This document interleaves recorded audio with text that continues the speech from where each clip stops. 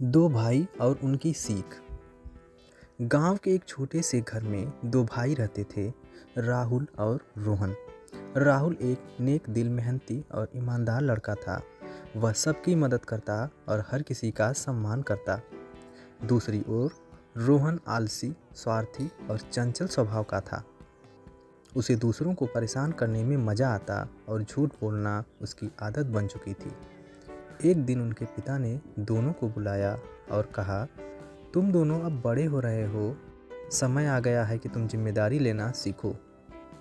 मैं तुम दोनों को 100 रुपये देता हूँ। अगले एक हफ्ते में यह देखना है कि तुम इसे किस तरह इस्तेमाल करते हो।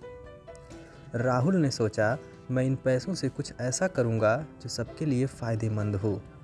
वह बाजार गया और बीज खरीद लाया। उसने उन बीजों को अपने घर के पीछे एक खाली ज़मीन पर बो दिया। वह सुबह शाम उन पौधों की देखभाल करने लगा। गांव के बच्चे उसे देखकर प्रेरित हुए और उन्होंने भी खेती के बारे में सीखना शुरू किया।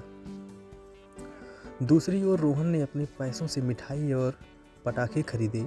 उसने मिठाई खुद खाई और पटाखों से गांव के बच्चों को डराने का खेल खेला। कुछ बच्चों की चोट लगने पर भी वह हंसता रहा। धीरे धीरे गांव के लोगों ने उससे दूरी बनानी शुरू कर दी।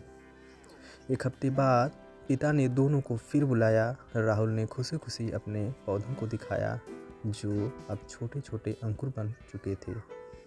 उसने कहा, मैंने इन पैसों से बीज खरीदे, ये पौधे बड़े होंगे तो हमें फल और सब्जियां मिलेंगी। पिता ने उसकी तारीफ की और गांव वालों को बताया कि राहुल की मेहनत से पूरा गांव लाभान्वित होगा। फिर उन्होंने रोहन से पूछा, तुमने अपने पैसों से क्या किया? रोहन सिर झुकाकर बोला, मैंने मिठाई और पटाखे खरीदे, लेकिन अब मेरे पास कुछ नहीं बचा। पिता ने गंभीर होकर कहा, रोहन, तुम्हारी गलती ने तुम्हें और दूसरों को नुकसान पहुंचाया। राहुल ने न केवल मेहनत की बल्कि दूसरों की भलाई का भी सोचा। यही सच्चा इंसान बनने का रास्ता है। रोहन को अपनी गलती का एहसास हुआ। उसने राहुल से माफ़ी मांगी और वादा किया कि अब वह मेहनत करेगा।